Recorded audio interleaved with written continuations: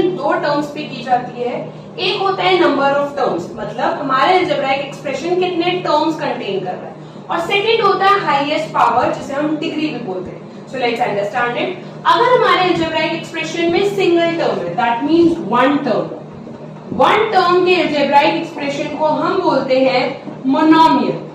ये मोनोमियल का मतलब जहां पे सिर्फ सिंगल टर्म आ रहा है, वो सिंगल टर्म आपका अलजेब्राइक टर्म में कांस्टेंट भी हो सकता है, वेरिएबल भी हो सकता है, जैसे 7x 8y 8, ये सब आपके मोनोमियल है क्योंकि ये सब सिंगल टर्म कंटेन कर रहे हैं।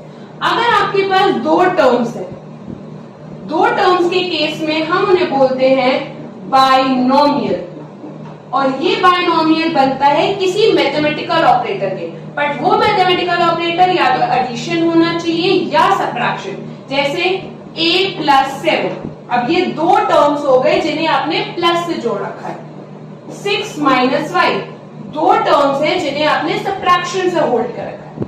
सिमिलरली अगर 3 टर्म्स हैं आपके पास, सो 3 टर्म्स के केस में हम उन्हें बोलते हैं ट्राइनोमियल,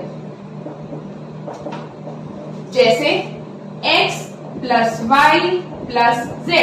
3 टर्म्स हैं, तीनों को आपने एडिशन से होल्ड कर रखा है। 4a - 2b + c, 3 टर्म्स हैं जिसे आपने एडिशन सब्ट्रैक्शन से होल्ड कर रखा है। सिमिलरली क्लासिफिकेशन आता है हाईएस्ट पावर पे। अब पावर क्या होता है, जो भी आपका वेरिएबल है वो किस पावर पे रेज्ड है उसे हम लोग डिग्री बोलते हैं।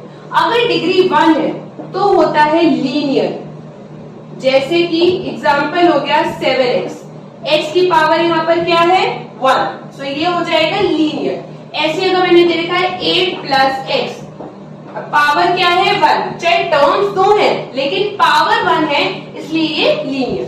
सेकंड होता है हमारा क्वाड्रेटिक, जैसे लास्ट वीडियो में हमने पढ़ा था क्वाड्रेटिक इक्वेशन। क्वाड्रेटिक का मतलब हाईएस्ट पावर कितनी होनी चाहिए 2, जैसे है 7x² + 9।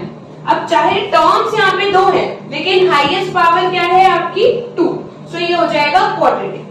सिमिलरली थर्ड होता है हमारा क्यूबिक, जैसे x³ + 3x² + 3x + 1। अब टर्म्स यहाँ पे 4 है लेकिन हाईएस्ट पावर कितनी है हमारी 3।